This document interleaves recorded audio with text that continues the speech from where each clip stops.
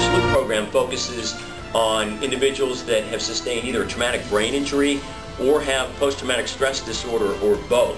CDS's 64,000 square foot Wolf-led Transition Center of Excellence offers comprehensive life and job transition capabilities all in one place. As Jack already mentioned, he was wounded by sniper's bullets in the leg, returned to Fort Carson, Colorado, and spent about 2.5 years in a warrior transition unit recovering from his wounds.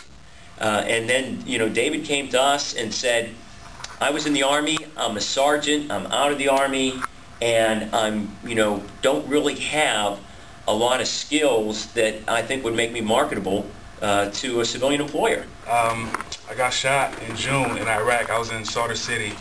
I was 20 years old at the time, and I came back to the United States and went through 2.5 years of physical therapy, learning how to walk again, learning how to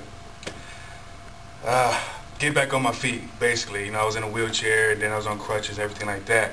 And when I got medically discharged from the military, I came back to Rochester, and there was no jobs out there at all for veterans. Being disabled at such a young age, I can't be a policeman or a SWAT member. I can't do physically. I can't do those things anymore. So I wasn't desired by any employer. So now I'm getting production skills that I want on my resume.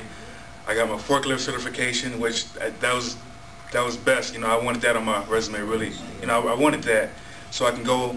I still don't work for the military, but as a civilian. So now we're looking to get international employment. I'm hoping to go to Kuwait so I can still do my part. I'm not useless, and that's what I came to Rush saying. Kind of felt useless after not getting a job, and felt I was trying to reach out to so many people and nobody wanted to listen and actually meet. I'd done a lot of other things and never really found something that was really gratifying until I got a chance to work with soldiers and Marines and individuals like David, and it's a joy. And they hired me because they knew they could get away without having to pay me a bunch of money, because it's not what I was looking for. I'm 90% disabled from the military, and I'm waiting on my VA rating. And a problem that we have so many people coming back from Iraq and Afghanistan who are disabled, it kind of backs up the system, and that's the problem I'm going through right now. I filed my claim with the VA in April, and I'm just now hearing back from them. And the whole time, all I was hearing was, please be patient, please be patient. But when you don't have a job and you're relying on that money, how patient can you be?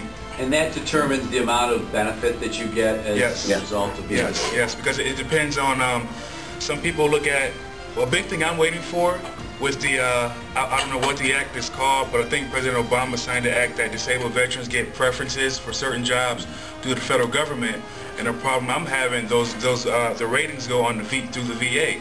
And I don't have my VA rating yet, so I can't get the preference, even though I'm disabled. Jim McDonough, who's the president and CEO there now, actually, again, is a retired colonel, just has a passion for helping, veterans. And they have employment specialists that are right there. They have some placement specialists. And again, in David's case, our placement specialist was working with him on his civilian resume, and there was a placement specialist at the Veterans Outreach Center that was working on his federal resume, because our person doesn't have that expertise, whereas the Veterans Outreach Center does. So we try to connect them up. David actually still gets some of his treatment through the VA. Our program is designed to work with veterans from anywhere from as little as 6 weeks up to about a 6-month period. I want to work the forklift for the Army as a civilian, and what I want to do, I want to work overseas, but still attached to the military. I mean, that's right. Once the military's in your blood, you can't get it out. Right. So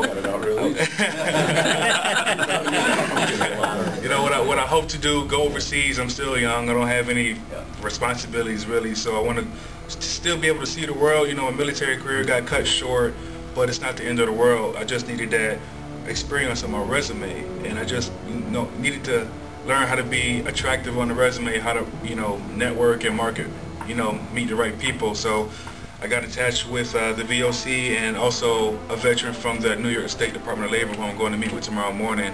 And we're just, it's one big circle. It's small, it's not a big veteran community here in Rochester, but the people that are here are great.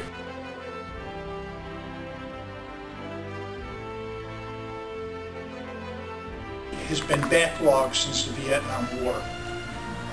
Before the Vietnam War, of course, there was a backlog, but we were dealing with Korean war vets, and they had 15 years to get ready for the Vietnam War. Once the Vietnam War hit, there were hundreds of thousands of vets coming back wounded and needed care, and the backlog just became interminable, where vets were waiting a year to 2 years to get their claims processed.